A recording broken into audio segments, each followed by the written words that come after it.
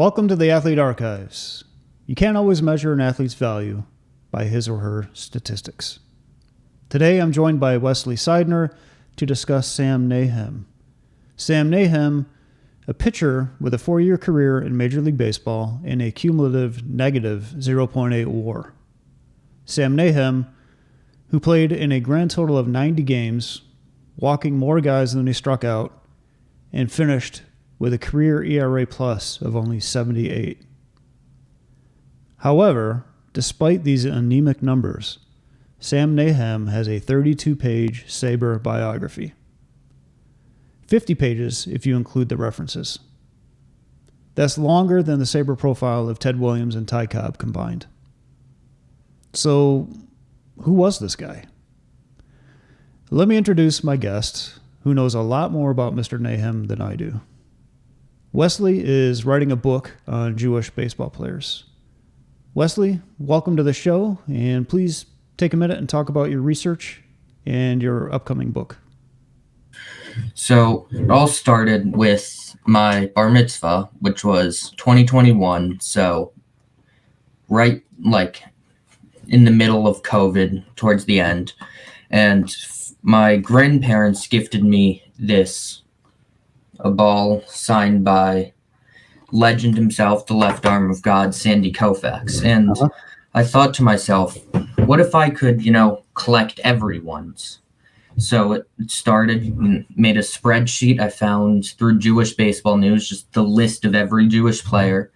And I created a spreadsheet, just went down it and checked off players as I got them. And I went about finding the autographs just by either, and I got them through umpiring Little League games, gifts from my bar mitzvah, and also selling some cards that I'd inherited.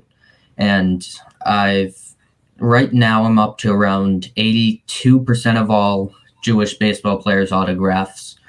And I've got every single living players. And the book is going to be about telling the story of how this journey has kind of brought me closer to my heritage, and also about the history of all the different Jewish players that you've never heard of.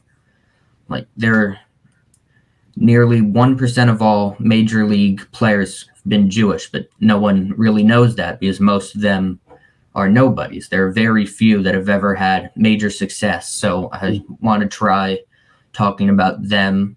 And when researching, Sam Nahem came up, and I saw his Sabre bio, and I read it, and it's incredible the stuff he did. And for someone who's barely major leaguer, his Sabre bio is just so interesting, and his story really resonated with me.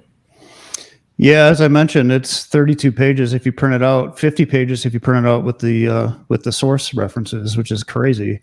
And you and I had talked over Reddit. I had never heard of Sam Nahem before you brought him up, and I'm glad that you did. These are exactly the kind of guys that I try to highlight on this channel. Everybody knows the Hall of Famers, but these are the guys that I really like learning about and reading about, and so I appreciate you bringing him to my attention. Do you have a target date for when you want to get everything completed? I'm just working on final editing and photographing and getting, I need to reach out to Topps to be able to use their cards, imagery, book publishing. So I need to do some of that stuff, but then hopefully I can get it published soon. Yeah, awesome. Well, let's talk about Sam. So Sam, he emigrated to America from Syria, of all places, in 1912, or his parents did. No, his parents did. Right. His parents immigrated from Aleppo, Syria. So, there's not many Jews left in Syria, if any, right now. Most of them fled. His parents came to the States in 1912. He was born 3 years later. I know that I'm not telling you anything that you don't already know, but for those that are listening, his father died when he was young, on a cruise ship or on a business trip on a steamship. And while that was tragic, it did provide his family with financial security through the Great Depression when the steamship company. Go ahead. He was one of 8 kids also, so it was already pretty hard to raise during the Depression. So this helped give them more money with the lost income. Exactly, yeah. He played football and baseball in college, and initially was a catcher. He moved from catcher to pitcher. Because his glasses wouldn't fit under the mask, which I find very relatable as someone who plays catcher. Okay, all right. You're a catcher that wears glasses, so I guess it's an ongoing issue. He dropped out of college when Casey Stengel signed him for the Dodgers. By all accounts, through newspaper reports and with his teammates, he was known to be highly educated, including finishing school as a law student. He went to law school during the off season, kind of similar to what Mo Berg did when Mo Berg was playing. I don't know how popular this was in the 1940s, but he was a member of the Communist Party. I know that became an issue in the 50s with the Red Scare, but that definitely colored his political outlook and probably fed into his ideas of the importance of racial integration in the game. From the 1920s to the 40s, the Communist Party, it included many Jews and African Americans. They were concerned about economic and racial issues. And in the U.S., the Communist Party took strong stands for unions and even women's equality. So they were at the forefront of a lot of the issues that would basically be facing the U.S. for the next few decades. So, Wesley, do you want to talk at all about Nahem's enlistment in the infantry in the Army? Do you know much about, his motivation? Obviously, with it being World War II and what was going on in Germany with Hitler. We don't have a first-hand account, but obviously Jews at the time knew what was going on. It wasn't hidden. Mm-hmm. They knew. And also, when you look back at World War II, just the sheer amount of MLB players that enlisted. Like, there's a website, Baseball in Wartime, that you can just scroll down and see the sheer amount of players that enlisted, which, it was a different time back then. They all wanted to serve their country and help out in any way they could. And I think when it came to the Jewish players, just the same with all Jewish soldiers in the war, they most likely knew what was happening and wanted to help stop it. So we don't have a first-hand account, but odds are they knew what was happening and wanted to stop it. But Sam, when he enlisted, he did not have a cushy position. No, he was infantry and originally was in Fort Todd in New York.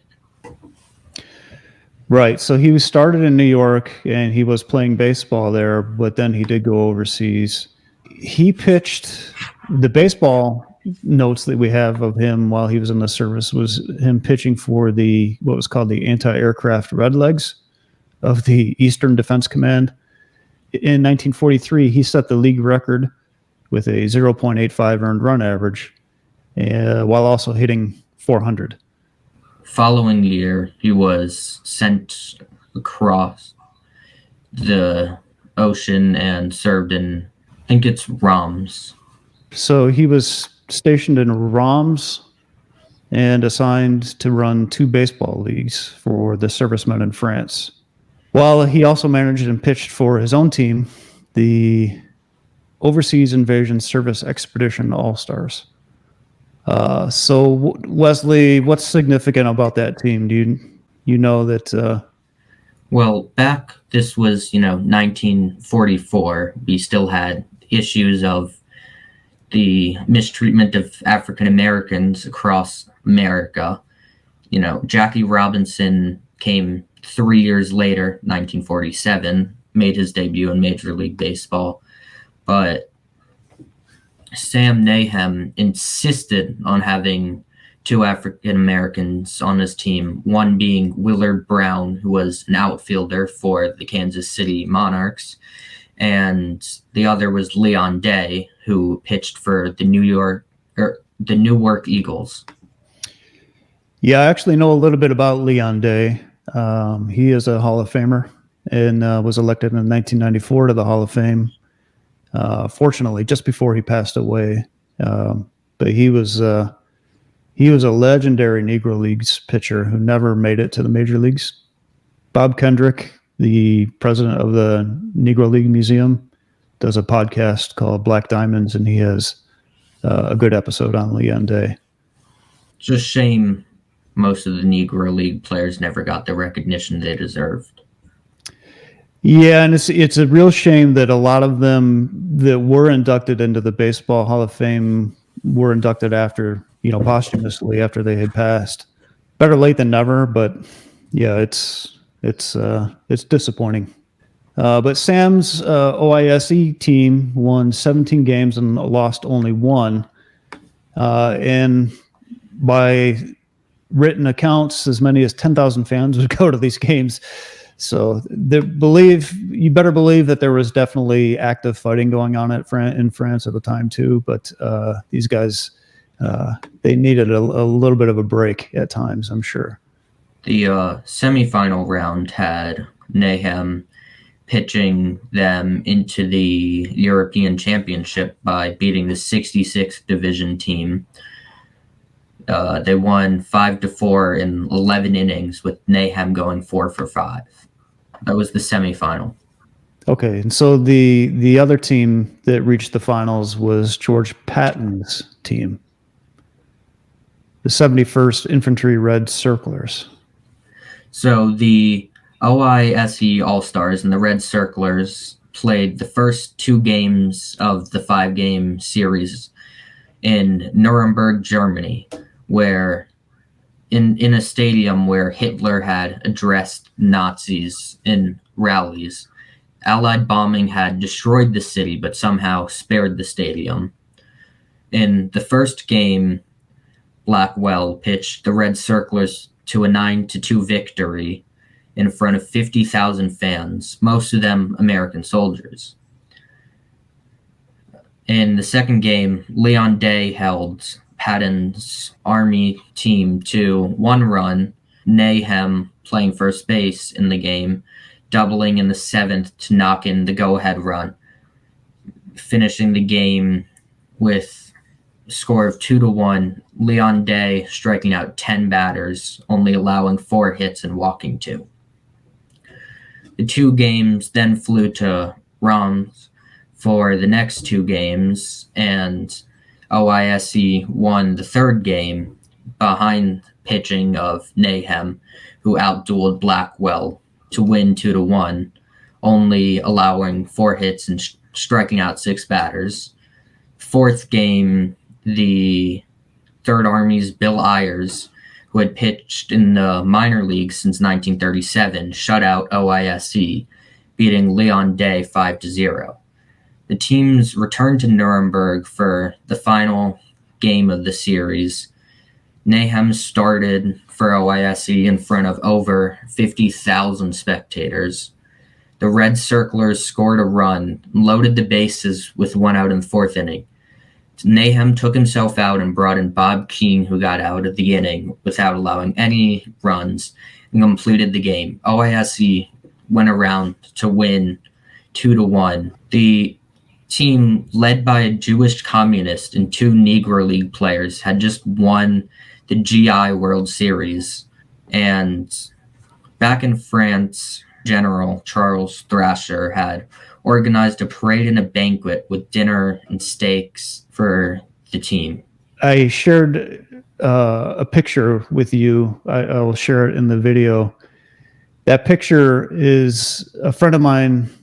His name is Lucas. He collects type 1, type 2 photographs. He's really into original photographs. He was able to find this photograph of that game, that championship game on September 8th. You can see all the soldiers sitting there. If you zoom in, they're actually They're drinking beer. I'm not sure what they were eating. You could see all sorts of different branches of the military supported there. There's a guy in the foreground who's wearing a helmet that's part of an anti-tank battalion. And you see the back of the photo is handwritten Soldiers Field, Nuremberg, Hitler Stadium. And Lucas sent me the information of who he got that from, and it was a soldier, somebody who was over there. Pretty damn cool, I think, to be able to find a photograph of that game. Yeah, to find an original photograph of that game is pretty special. So, and this is a direct quote from the Sabre bio, but one of the intriguing aspects of this episode is that despite the fact that both Major League Baseball and the American military were racially segregated, no newspaper even mentioned the presence of the two African Americans on the OISE roster. If there were any protests among white players or the fans, they were ignored by reporters. Yeah, I'd like to think that there weren't. You know, when you're in war, you're fighting all together. You're one team. You shouldn't be going against each other because of race. So I'd like to think that there wasn't an issue. There likely was at least some issues. Probably. But I do think as bad as World War II was, it did help kind of accelerate, I think, the integration of African Americans into the game. So in October of 45, a month after Nahem pitched that team to victory, Branch Rickey would announce that he had signed Jackie Robinson to a contract with the Dodgers. You know, I really like, again, that this shows, despite the segregation in the time, just how baseball united all of the guys. It takes guts to be on the forefront of a movement like that. I don't think that we can understand now what that would take. But yeah, he should be admired. So after the war, if I look at his baseball reference page, it looks like he came back and he played a few games with Philadelphia, and a little bit of irony there because Philadelphia, I don't know how much you know about Philadelphia in the 1940s, but they were known to be one of the more racist teams in baseball at the time. And I'm sure you read the same thing that I read about when he kind of broached the subject at all of integrating African Americans into the game. He got a lot of pushback from teammates. Yeah. And no surprise. I know he also pitched in Venezuela against Cuba in 1946. And he also played, as a lot of major leaguers did at the time, he took part in barnstorming teams. This was very common in the 40s, partly because being a professional baseball player didn't pay that well.